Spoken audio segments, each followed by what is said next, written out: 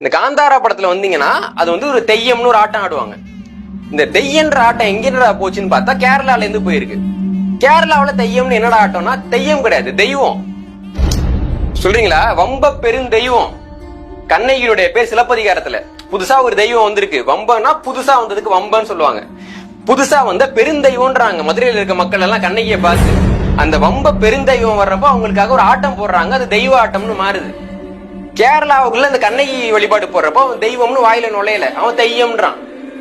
சிங்களத்துக்கு அந்த போறப்ப அவனுக்கு தெய்யமும் நுழையல, அவன் தெய்யம் அப்படின்றான். அப்போ இந்த காந்தாரா படத்துல வந்துட்டு ஆடுறாங்கல்ல, யாரோட ஆட்டம்? கண்ணகி ஆட்டத்தை ஆடிட்டு இருக்காங்க.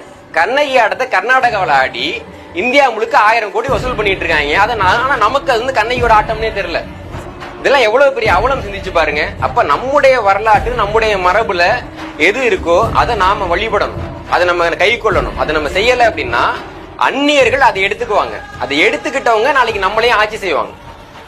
இதுதான் இங்க இருக்கக்கூடிய ஒரு சிக்கல். அவன் எடுத்துட்டு போறப்ப அவன் மட்டும் தனியா இருந்துப்பான் அப்படி இல்ல, ஏன்னா மக்களுக்கு உறுத்தும்.